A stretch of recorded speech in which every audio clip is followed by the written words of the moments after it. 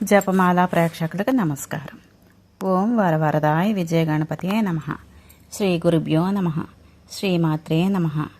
ఈ భాగంలో యశోవతి ఏకవీరుడు కలిసి ఆ రాక్షసుని నుంచి మహారాణిని విడిపించడానికి బయలుదేరతారు.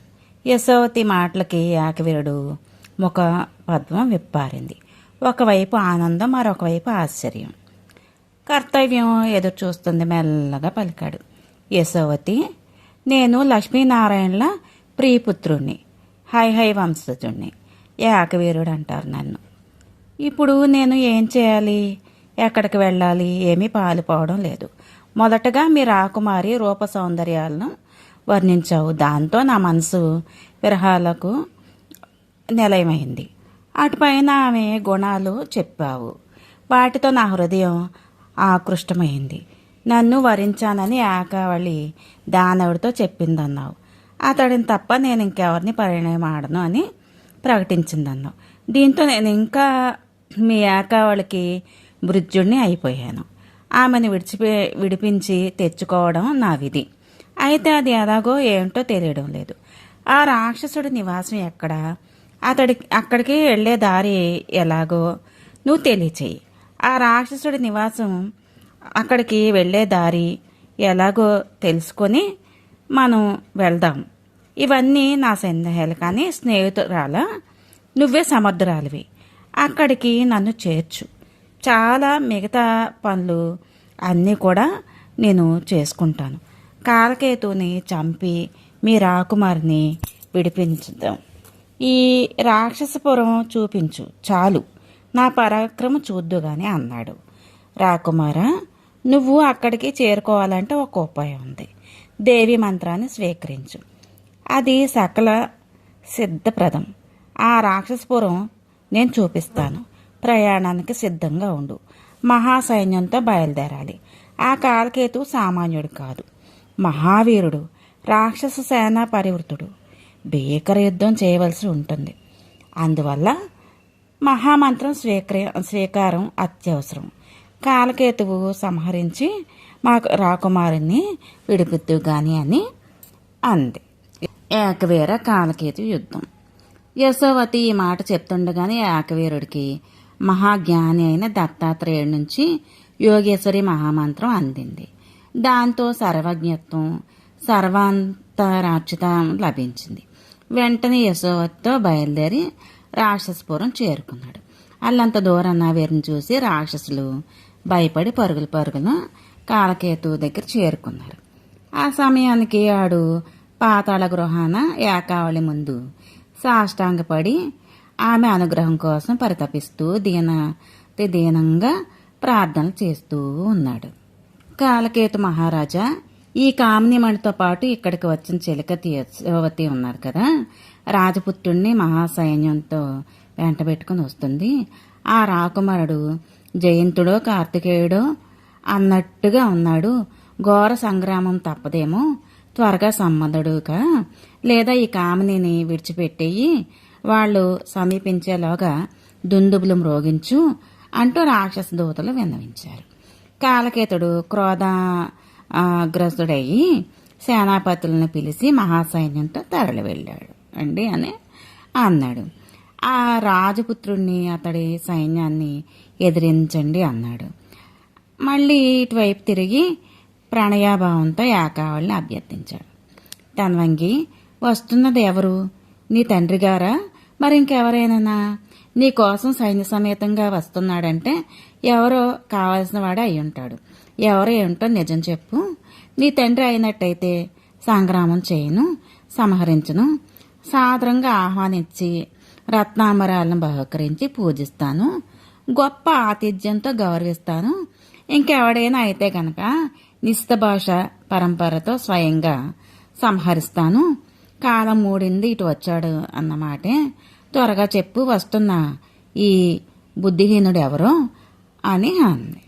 మహాబాగా, నిజంగా ఈ వస్తున్నది ఎవరో నాకు తెలియదు. నేను ఇక్కడ బంధింపబడి ఉన్నానని నీవెరుగుదు కదా.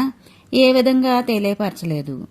ఇతడు నా తండ్రి కాదు, నా సోదరుడు కాదు, ఎవరో పారాయవాడు, నేనెరగను.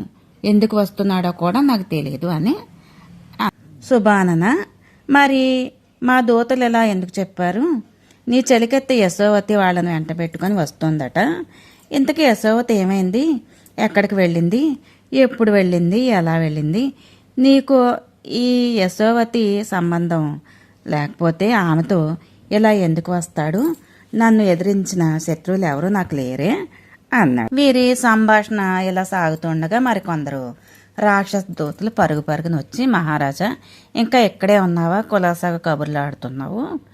మహాసైన్యం చుట్టుముట్టిందిలే, త్వరగా బయలుదేరు అన్నారు. కాలకేతుడు వెంటనే బయలుదేరి రథం అధిరోహించి సింహద్వారం చేరుకున్నాడు. అప్పటికే హయారూఢుడే యాకవీరుడు అక్కడికి చేరాడు. ఇద్దరికీ భీషణ సంగ్రామం జరిగింది. శస్త్రాలు ఘర్షణలతో రాలిపడిపోతూ నిప్పు కణాలు మెరుపుల్లా మిరుమిట్లు గొలుపుతున్నాయి. సమస్కందుడే పోరాడుతున్నాడు. ఎంతకీ యుద్ధం తెగడం లేదు. ఏకాళి దర్శనోత్సుకమై యాకవీరుడు ఆలస్యాన్ని భరించలేకపోతున్నాడు. ఒక మహాగదను చేబూని రాక్షసుడిని శిరస్సు మీద బాదాడు.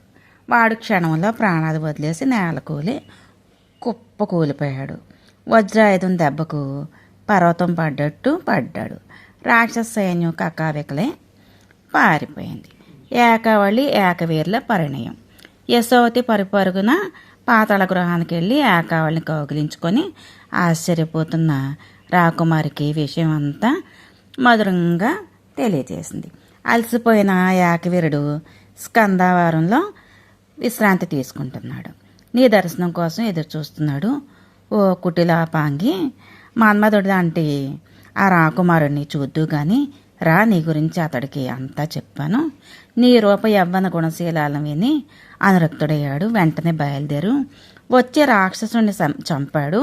విరహాతురుడే నీ కోసం ప్రత్యక్షిస్తున్నాడు. రా వెడదాం అని చేపట్టుకుంది. ఏకావళి సిగ్గుపడి సిగ్గు ముంచుకొచ్చింది. భయం వేసింది. ఎలా కంటపడ్డం? ఈ మలిన వస్త్రాలతోనా? పైగా కామార్తుడే ఉన్నాడంటుంది అని తనలో తాను మదనం పడుతూ అవుననలేక కాదనలేక వెళ్ళలేక ఆగలేక మెల్లగా అడుగులో అడుగు వేసుకుంటూ స్కందవారానికి అంటే వీడికి గుడారానికి చేరుకుంది. చేరువులో గమనించిన యాకవీరుడు తన్వంగి, నా కన్నులు దప్పికొంటున్నాయి, దర్శనం అనుగ్రహించంటూ ఎదురు వచ్చాడు. శిష్టాచారాన్ని నీతి మార్గాన్ని ఎరిగిన యశోవతి ఇద్దరి పరిస్థితిని గమనించి పద్దెరకం నిర్వహించింది. రాకుమారా, మా రాజుగారు ఈవిడను నీకు ఇచ్చి వివాహం జరిపించాలని నిశ్చయంతో ఉన్నాడు. మీ ఇద్దరికి మనసులు కలిశాయి, తెలుస్తూనే ఉంది. కాబట్టి కొంతకాలం పాటు వేచి ఉండడం మంచిది. ముందు మా రాజకుమారిని తండ్రి దగ్గరకు చేర్చు. అతడు యథావిధిగా వివాహం జరిపిస్తాడు, నీకు సమర్పిస్తాడు. ఇది నిశ్చయం. ఇక పద బయలుదేరదాం అంది. యాకవీరుడు మారు మాట్లాడకుండా బయలుదేరాడు. సైన్యం కదిలింది. అందరూ కలిసి రౌప్య మహారాజు గారి దగ్గరికి రాజధాని నగరం చేరుకున్నారు. ఏకావళి యశోవతులు రాకను చారుల ద్వారా తెలుసుకొని రాజదంపతులు రౌప్య రుక్మరేఖలు ఆనందంతో ఎదుర్కొ వచ్చారు. స్వాగత సత్కారాలు ఏర్పాటు చేశారు. దుఃఖించి అలసిపోయిన ఏకావళిని మలినాంబరాలతో కృషించిపోయిన కన్న కూతురుని చూడడంతోనే తండ్రులిద్దరూ కూడా ఆనంద శోకాలతో ఉక్కిరిబిక్కిరి అయిపోయారు. రుక్మరేఖ ఏకావళిని గాఢంగా కౌగిలించుకుంది. అంతగా కృషించిపోయిన ఏకావళి ముఖంలో ఏదో ఆనందరేఖ కనబడుతుంది. ఆ తల్లిదండ్రులు ఊరడించి యశోవతి కల్పించుకుంది. జరిగిన వృత్తాంతమంతా సవిస్తరంగా తెలియపరిచింది. వెంటనే రౌప్య మహారాజు యాకవీరుడికి అతడి మిత్ర బృందానికి మహాసైన్యానికి అతిథి మర్యాదలు జరిపించాడు. రాకుమారుణ్ణి తన రాజసౌధంలోకి సాదరంగా సగౌరవంగా తీసుకెళ్ళాడు. విడుదల చేయించాడు. ఒక శుభముహూర్తాన ఏకావళిని ఇచ్చి వివాహం జరిపించాడు. పుష్కలంగా బహుమతులు ఇచ్చి యశోవతితో సాగనంపాడు. ఏకావళి యాకవీరుడు సహితంగా తన రాజధానికి చేరుకున్నాడు. ఇష్టోపభోగాలతో క్రీడించాడు. ఆ దంపతులకు కృతవీర్యుడు అనే కొడుకు పుట్టాడు. అటుపైన అతడికి కార్తవీర్యుడు జన్మించాడు. అప్పటి నుంచి వారిది కార్తవీర్య వంశంగా ప్రసిద్ధికెక్కింది. సౌనకాది మహాముల్లారా, వ్యాస భగవానుడు చెప్పిన ఈ హైహయ వంశ కథను శ్రద్ధగా ఆలకించిన జనమేజయుడికి మరొక సందేహం కలిగింది. దేవదేవుడు జగన్నాథుడైన విష్ణుమూర్తి అశ్వరూపం ధరించడం ఏంటి? ఆ పురుషోత్తముడు స్వతంత్రుడు కాడా, అంతగా పరతంత్రుడా అని అడిగాడు. వ్యాసుడు మళ్ళీ అందుకున్నాడు అంటూ సూతుడు మళ్ళీ కథను ప్రారంభించాడు. జనమేజయ, ఇలాంటి సందేహమా నాకు వచ్చింది వెనకడికి. నారదుడిని అడిగాను. తెలుసుగా, నారదుడు అంటే ఎవరో? బ్రహ్మమానస పుత్రుడు, సర్వజ్ఞుడు, సర్వగుడు, శాంతచిత్తుడు, సర్వలోకప్రియుడు, స్వయంగా కవీశ్వరుడు. ఆ దేవర్షి ఒకప్పుడు భూలోకం సంచారకి వచ్చాడు. మాతీవేణను స్వరతాన సమన్వితంగా పలికించుకుంటూ బృహద్రంగా సామవేద భాగాలను శ్రావ్యంగా గానం చేస్తూ నా ఆశ్రమానికి విచ్చేశాడు. నేను ఎదురు వెళ్ళి అర్ఘ్యపాద్యాలు సమర్పించి ఆశ్రమంలోనికి తీసుకుని వచ్చాను. అతిథి మర్యాదలు అయ్యాక నేను ఒక ప్రశ్న వేశాను. వ్యాసుడి మనోవేదన. బ్రహ్మపుత్ర, నిస్సారమైన సంసారంలో ప్రాణికి ఏ సుఖం ఉంది? నన్నే చూడు, ఒక ద్వీపంలో జన్మించా. తల్లిదండ్రులు విడిచిపెట్టి వెళ్ళిపోతే అనాశ్రయుడుగానే గాలికి పెరిగాను. కర్మానుసారం ఎదిగాను. పర్వత శిఖరాల మీద చాలా సంవత్సరాలు తపస్సు చేశాను. పుత్రుడు కావాలని శంకరుని ప్రార్థించాను. శుకుడు జన్మించాడు. అతడికి వేద విద్యలన్నీ నేర్పాను. జ్ఞానయ్యాడు. నన్ను నిర్దాక్షిణ్యంగా విడిచి వెళ్ళిపోయాడు. పుత్ర విరహంతో పరితపించాను. అప్పుడు నువ్వే వచ్చి నన్ను ఓదార్చావు. అక్కడితో మేరుపర్వతం వదిలేసి మా తల్లిని తలుచుకుంటూ కురుజాంగానికి వచ్చాను. సంసార పట్టి మిథ్య అని తెలిసి పుత్ర విరహాన్ని తట్టుకోలేక కృంగిపోయాను. నా తల్లిని ఒక మహారాజు పరిణయమాడాడని తెలిసి సంబరపడ్డాను. ఇదిగో ఈ సరస్వతీ తటంలో ఆశ్రమం నిర్మించుకుని కాలం గడుపుతున్నాను. శంతనుడు స్వర్గస్థుడయ్యాక నా తల్లి వైదవ్యం అనుభవించింది. భీష్ముడు సంరక్షకుడుగా 2 బిడ్డలను పెట్టుకొని కాలక్షేపం చేసింది. గాంగేయుడు చిత్రాంగదుడిని రాజుని చేసి, కానీ అతడు అట్టే కాలం జీవించలేదు.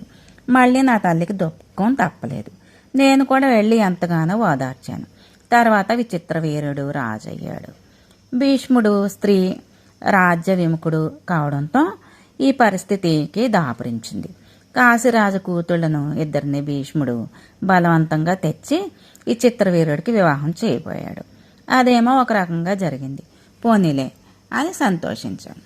ఆ సంతోషం అట్టే కాలం నిలబడలేదు. విచిత్రవీర్యుడు క్షయరోగ పీడితుడే కాలం చేశాడు. నిస్సంతుడుగా మరణించాడు. వంశం నిలిచేది ఎలాగా అని మా తల్లి విలవిల్లాడింది. సాగమనానికి సమాయత్తలే కోడళ్లను బలవంతంగా నివారించింది. విచిత్ర వీరుడికి ఉత్తర క్రియలు జరిపించింది. నన్ను స్మరించింది. తల్లంటే ప్రత్యక్షం దైవం కాబదా. స్మరించినంతనే నేను వెళ్ళాను. ఏమి ఆజ్ఞ అని అభ్యర్థించాను. భీష్ముడు అక్కడే ఉన్నాడు. మా తల్లి చెప్పింది, వంశ విచ్ఛేదం కాకుండా శంతన వంశాన్ని నిలబెట్టమంది. రూప యవ్వనవతులైన తన కోడళ్లతో నాకు మరదళ్లను సంగమించి పుత్రులను ప్రసాదించమంది. భరత వంశాన్ని నిలబెట్టు అంది. ఆ ధర్మం ఏదీ లేదు అని ఆజ్ఞాపించింది. నేను ఆలోచనలో పడ్డాను అని ఇంకా చెప్తున్నాడు. ఆ పని చేయడం సిగ్గు అనిపించింది. సున్నితంగా వారించాను. తల్లి, పరభార్య సంగమం మహాపాపం. ధర్మం తెలిసి నేను ఎలా చేయగలను? ఈ పాపకృత్యం తమ్ముడి భార్య సోదరితో సమానం. నిగామగాలు ఆగమ్మాలు అన్నీ చదువుకున్న నేను ఈ వ్యభిచారం చేయలేను. కులాన్ని రక్షించుకోవాల్సిందే కాదనను, కానీ అన్యాయంగాను అధర్మంగాను రక్షించుకోకూడదు. అలా రక్షించినందువల్ల ప్రయోజనం ఉండదు. పితృదేవతలు తరించకపోగా మహాపాపం చుట్టుకుంటుంది. నేను లోకాలకు ధర్మోపదేశాలు చేస్తున్నవాడిని, పురాణాలను రచిస్తున్నవాడిని. ఈ కుత్సితము విగర్హితము అయిన పనిని చేయలేనని ఖండితంగా చెప్పాను. ఇంతగా చెప్పినా నా తల్లి వినిపించుకోలేదు. చాలాసేపు వలవలా విలపించింది. పుత్రక, కన్న తల్లిగా నేను ఆజ్ఞాపిస్తున్నాను, ఆచరించు. ఏ దోషము నేను అంటదు. పెద్దల మాట దుష్టమే అయినా ఆచరించవలసిందే. గురుణాం వచనం తథ్యం సదోషమాపి మానవైః కర్తవ్యమ విచార్యేన శిష్టాచార ప్రమాణతః. ఇందులో నీ ఆలోచనకు అవకాశం లేదు. ఇది శిష్టాచారం కాబట్టి మరదళ్లకు పుత్రభిక్ష పెట్టు, వంశాన్ని నిలబెట్టు, నా దుఃఖాన్ని తొలగించని ఆజ్ఞాపించింది. అప్పుడు భీష్ముడు కల్పించుకుని నా తల్లికి వంత పలికాడు. ధర్మశాస్త్రాలను ధర్మ సూక్ష్మాలను విశేషంగా ఎరిగిన అతడు ధర్మాధర్మ విచారణ చెయ్యకు, మీ తల్లి చెప్పినట్టు చెయ్యి అని ఆజ్ఞాపించినట్టే చెప్పాడు. ఇక నాకు గత్యంతరం లేక జుగుప్స అయినా ఆచరించాను. ముందుగా అంబికను కలిశాను. ఆవిడ నా తాపస స్వరూపాన్ని చూసి అసహించుకుంది. సంగమ కాలంలో కందులు మూసుకుంది. గుడ్డివాడు పుట్టాడు. మర్నాడు మా అమ్మని అడిగింది. రహస్యంగా సిగ్గుతో ముఖం దించుకొని అంబికకు కొడుకు పుడతాడని చెప్పాను. కానీ వాడు గుడ్డివాడుగా జన్మిస్తాడు, ఇది నా శాపం అన్నాను. దానికి మా అమ్మ నన్ను నిందించి కోపడింది. పుట్టుగుడ్డు పుట్టినా ఒకటే, పుట్టకపోయినా జాతాంధుడికి రాజ్యాధికారం లేదు, సర్వలక్షణ సంపన్నుడైన వంశోద్ధారకుడు కావాలి, అంచేత అంబాలికతో సంగమించు అని ఆజ్ఞాపించింది. అంబాలిక ఋతుమతి అయ్యే వరకు హస్తినాపురంలో ఉండిపోయాను. ఒకనాడు రాత్రి అంబాలిక ఏకాంతంలో నా శయన మందిరానికి వచ్చింది. అత్తగారు పంపించింది. రసవిహీనమైన నా రూపం, నా జడలు, గట్టిన జుట్టు చూసి అంబాలిక భయపడింది. చెమట్లు పోసాయి, ముఖం పాలిపోయింది. అలాగే వచ్చి నా పక్కన కూర్చుంది. నాకు కోపం వచ్చింది. నన్ను చూసి అసహించుకుని భయపడి, సౌందర్య గర్వంతో పాలిపోయావు కనుక నీకు పాండురోగి పుడతాడని శపించాను. ఆ రాత్రి ఆమెకు అనుభవించిన యువతలకు వచ్చాను. తల్లి అనుమతి తీసుకుని వెళ్ళిపోయాను. నెలల నుండి అంబికలకు ప్రసవించారు. జాతాంధుడిగా ధృతరాష్ట్రుడు, పాండురోగిగా పాండురాజు జన్మించారు. అటువంటి మనుమలను చూసి సత్యవతి మనసు చెందింది. సంవత్సరాలు గడిచాక మళ్ళీ నన్ను స్మరించింది. వెళ్ళాను. ఇద్దరిలో ఏ ఒక్కరు రాజ్యానికి యోగ్యులు కారు. మనోహరుడైన మరో పుత్రుడిని ఈ వంశానికి అనుగ్రహించని ప్రాధేయపడింది. సరేనన్నాను. అప్పటికి అంబిక ఋతుమతిగా ఉంది. అత్తగారు ఒప్పించింది. రాజ్యార్హుడైన వంశకర్త కోసం ఈసారి అంగీకరించమని కోరింది. సిగ్గుతో అంబిక ముడుచుకుపోయింది. మౌనంగా నిలబడింది. ఆ రాత్రి అంబిక శయన మందిరంలోకి వెళ్ళాను. రూప యవ్వన సంపన్నైన తన దాసిని ఆభరణాలతో అలంకరించి తనకు బదులుగా నా దగ్గరకు పంపించింది. అంబిక చందన పుష్ప సుగంధ పరిమళించాయి. హంసలా నడిచి వచ్చింది. హావభావాలతో ఆకర్షించింది. ప్రేమగా వచ్చి సరసన కూర్చుంది. నాకు చాలా ముచ్చట వేసింది. అనురాగరంజితగా రేగడిచింది. ప్రసన్నుడనై ఆమెకు వరం ఇచ్చాను. సుందరి, నీకు సర్వలక్షణ సంపన్నుడు పుడతాడు. అతడు అందగాడు, ధర్వజ్ఞుడు, సత్యవాది, శమదమాన్వితుడు అవుతాడు అన్నాను. అలాగే విదురుడు జన్మించాడు. ఇలా పరక్షేత్రాలలో నాకు 3 పుత్రులు జన్మించారు. శుకుడు వల్ల కలిగిన పుత్ర విరహాన్ని మరిచిపోయాను. ఇది ఎంత మాయయో గ్రహించావా నారద? మాయ నిజంగా బలవతి. అకృతాత్మలు దీని నుంచి బయటపడలేరు. దీనికి ఒక రూపం లేదు, ఆలంబనం లేదు. ఎంత టెండైనా జ్ఞానులనైనా ఇది సమ్మోహనపరుస్తుంది సుమా అని ఇంకా చెప్తున్నాడు. తల్లి మీద ప్రేమతో కాదనలేని అకృత్యం చేసిన నేను పుత్ర ప్రేమలో తగులుకున్నాను. అడవులకు వచ్చి ఆశ్రమంలో ఉన్నానన్నమాటే కానీ నాకు శాంతి కరువైంది. మనసు డోలయనమానమైంది. హస్తినాపురం వైపు పరుగులు తీస్తూ మళ్ళీ సరస్వతి తీరానికి చేరుకున్నాను. ఒక్కొక్కప్పుడు నన్ను నేనే ప్రశ్నించుకునేవాడిని.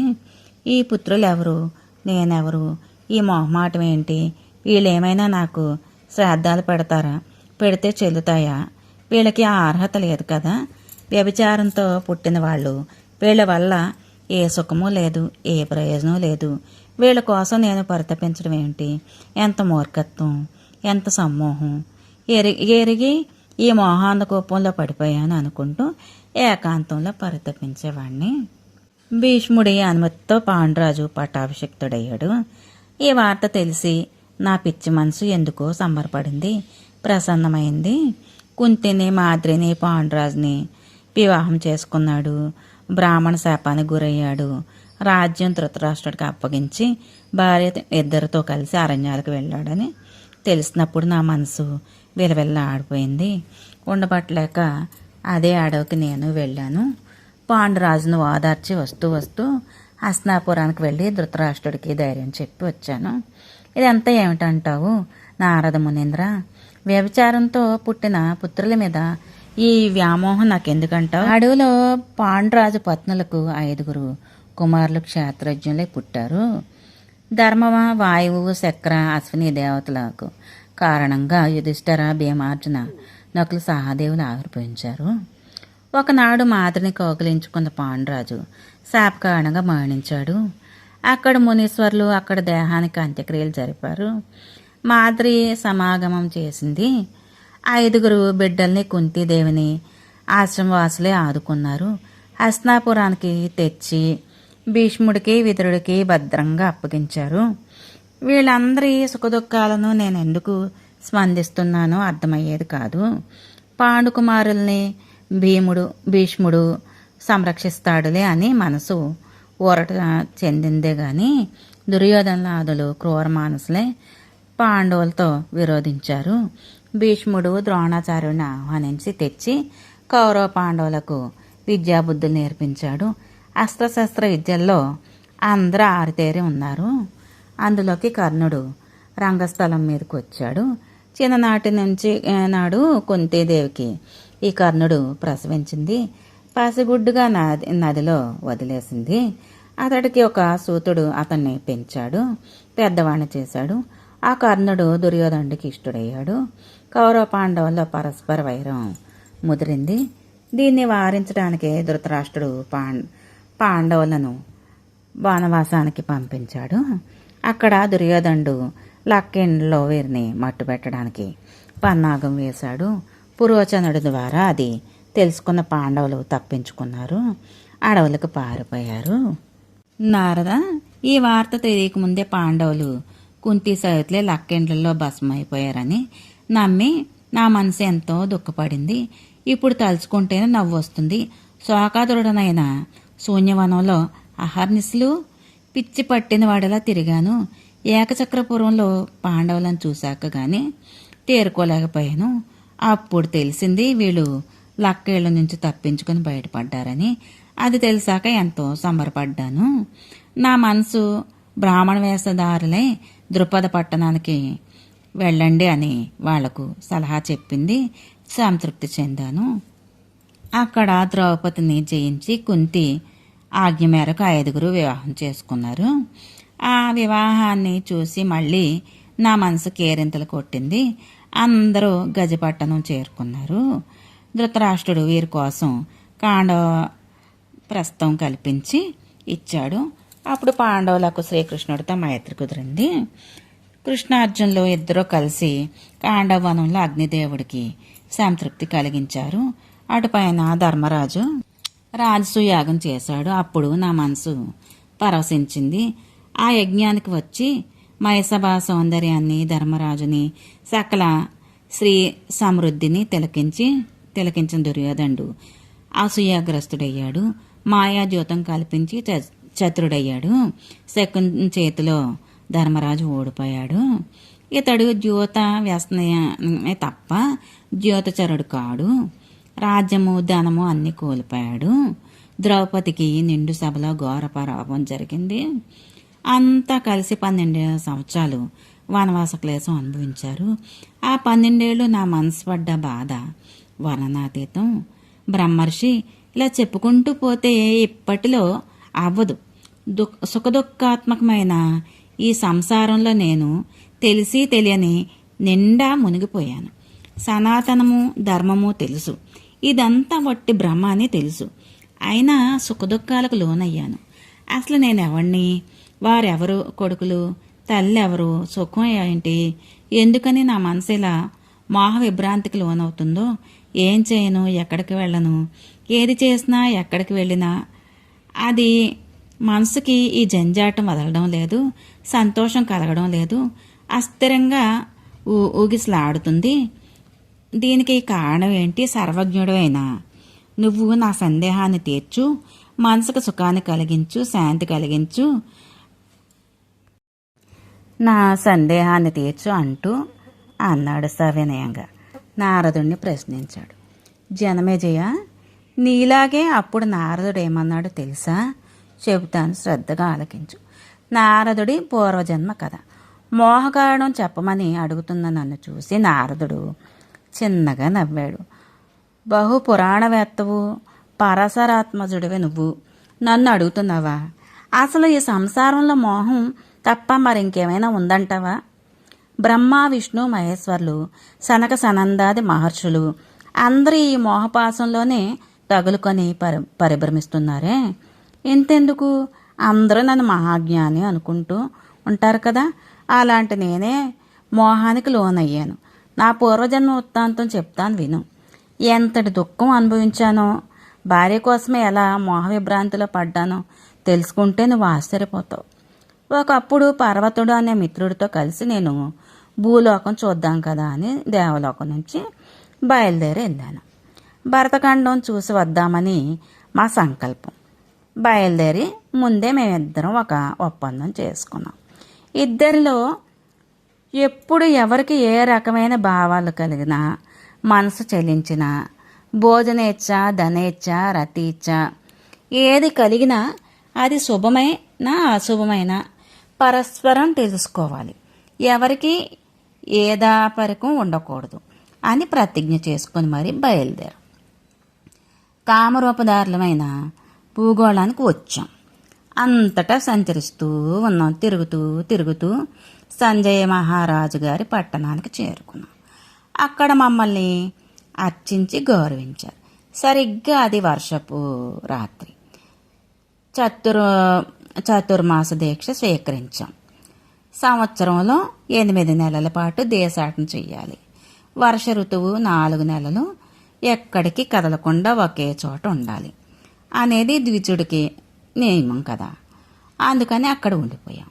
సంజయుడు సంతోషించి మాకు దీక్షను కల్పించి ఏర్పాటు చేశాడు.